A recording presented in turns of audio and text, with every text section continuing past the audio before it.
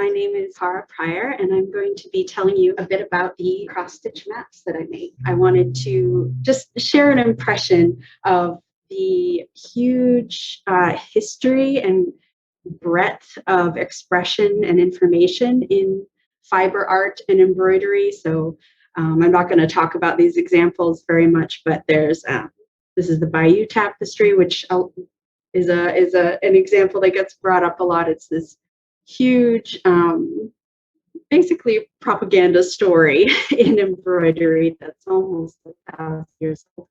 And then these are a couple of modern examples of traditional embroidery to just give you a little more insight into the huge techniques and styles and all available in embroidery. And next, I want to share the good news that what I do cross stitch is embroidery on easy mode. So I didn't want to spend too long telling you about what cross stitch is, but I do want to share a little bit about why I like it, and because it's basically pixel art on fabric. So this is just on the left, the beginning of the project that I'm working on right now. So hopefully you can see it's just a bunch of stitched X's on gridded fabric. So you can replicate patterns very easily. And it's also great if you also have a brain like mine that finds repetitive, simple tasks like this very rewarding. So, and it's also done because the specific fabric is gridded like this, we use tapestry needles, which are not sharp, which is also nice if you are like me and have pets that want to be involved in everything you do. So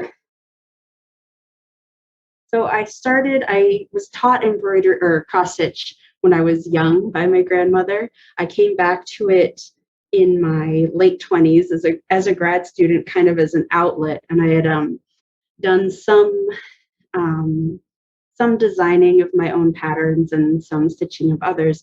And I had a couple of years ago, actually just about a year and a half ago, I had a friend ask me to create maps for her geologist family members. So this was my first bedrock geology map of Iowa, which is also my home state.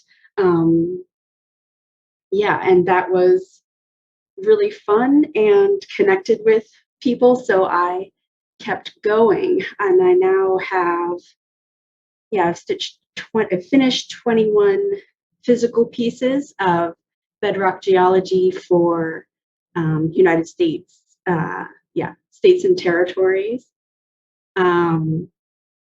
Yes, so this process, as you can guess with how pixelated cross stitch is, this is a very low tech. I have cross stitch design software, but basically designing a pattern for out of maps like these is getting them down to the lowest possible resolution that's still meaningful and interesting. So the standard cross stitch fabric Ada is 14 count, which means there are 14 stitches in an inch, which is extremely low resolution, obviously. So my process is basically to import an outline into my software and then find a reference map, an outline of the area that I want, and then find a reference map. Excuse me. This is from the Iowa Geological Survey, so it is in the public domain also. And then I just draw in my designs because it's such a low resolution. I found that trying to import in the actual map involves more more cleaning up and going somewhat cross-eyed than just trying to draw it in from the beginning. So yeah, so this is my overall process. And from here, I'm just gonna mostly show you some other of my maps and talk a little bit about the decisions I make in making them. And yeah, mostly just show you my art. So these are a couple of my recent finishes. I did so Puerto Rico and Arizona. Um, so I've done all of these, like the title bedrock geology, and that could actually mean a, a variety of different things. Like I um, be could use maps of the type of rock, like I could tell you um, yeah what exactly type of rock, whether we've got granite or limestone or whatever. But I um, made all these maps using geochronology, so pulling out the ages. So like Puerto Rico obviously is an island and is mostly relatively recent. um, Arizona has a much wider variety of geochronology. So the oldest is Precambrian, and it also shows, this map also shows, I didn't pull out the words, so they're a little hard to read, but there's a variety of eras or like time scales that I've pulled out to make the legend. So Cenozoic is a big bucket. That's the most recent era. Then Paleozoic and Precambrian are kind of on that same scale. The Cretaceous, Jurassic, and Triassic are all what would be in the Mesozoic on that scale. But in order to make this map interesting, the maps I found from Arizona state agencies pulled out, well, they generally had it much more detail than this. So I still lumped things together a bit, but this was the best way to show some of the detail of how cool the geology is there. Um, so these are a couple more. I love, yeah, really like the colors in the Pennsylvania map. It's very similar to the Pennsylvania Geological Survey map. The Georgia was actually one of my more challenging patterns to make because there has not been a state geological survey in Georgia for a while because their economy lies mostly elsewhere, I guess. So I worked off of relatively old maps, very old maps for the internet age. So about 20, uh, 20 years old at the latest. And the best map I found was made actually in the 70s. So this looks quite different from anything you'll find. And again, split up the ages pretty fine for this one because they're relatively, there are some more recent and a lot in the Cenozoic.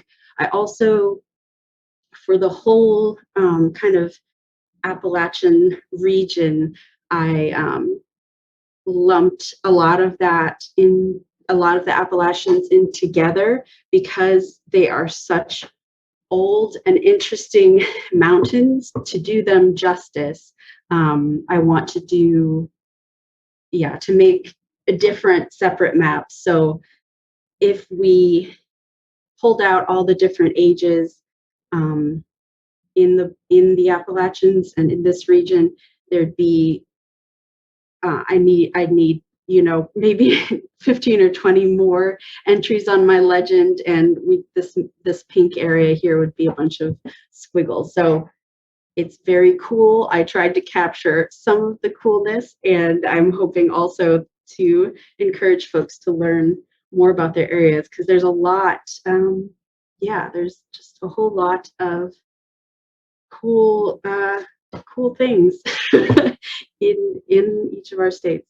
Okay, so we have, yeah, Louisiana is another one. I won't spend too much time into these.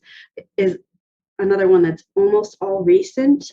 So it's broken down into relatively very small time periods for geology, and I titled it just geology and not bedrock geology because it's the obviously the delta, the outlet of the Mississippi River. So a lot of this is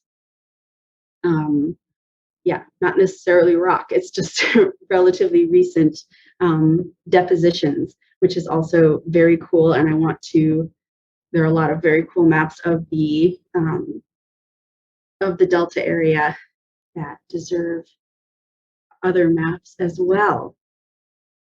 Let's see, I'm just going to look at a few more of the maps. Yeah, these are a couple of the more complex ones I've done. Michigan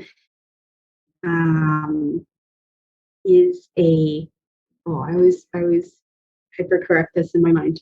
The youngest stuff is in the middle, so it's a basin. It's a geologic basin, and I don't think it's fully understood exactly why it's a basin, but that's why. But the center has been sinking down over geologic timescales, and that's why we have this kind of bullseye look. And then up in the Upper Peninsula is much older geology. In Minnesota and up into Canada, the Canadian Shield is some of the oldest bedrock on Earth, which is very cool and also makes me jealous to stitch about.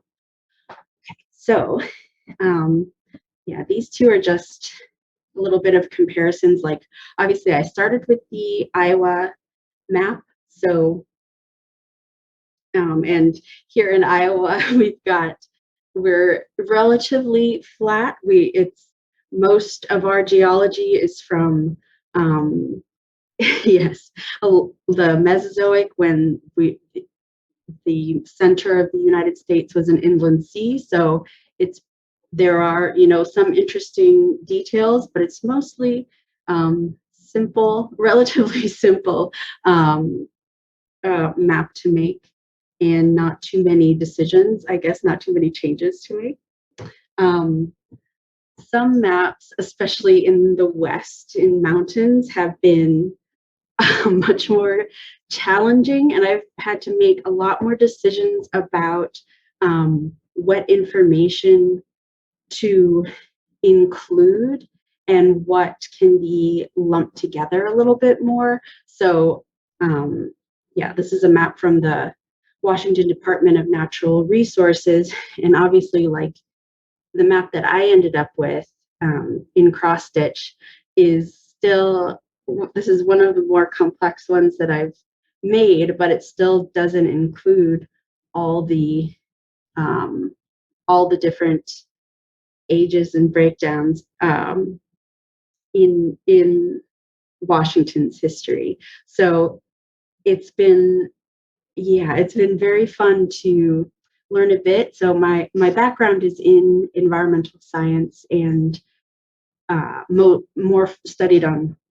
I studied water resources and geology a bit. So a lot of what I know about geology is that the maps are cool, and a bit more than that. But it's been very cool to learn about these areas and try to translate that into these maps.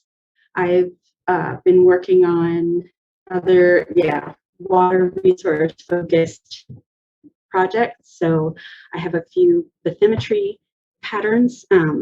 These are the two that I've stitched so far, and I'm working on making watershed maps for the US at the moment, and started stitching with my home state of Iowa, and that is what I'm going to be focused on in the future. So you can come and follow me if you'd like to hear more or see more.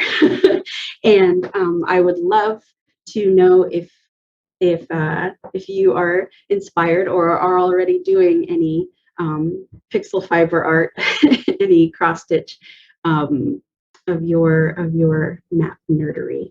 So thank you.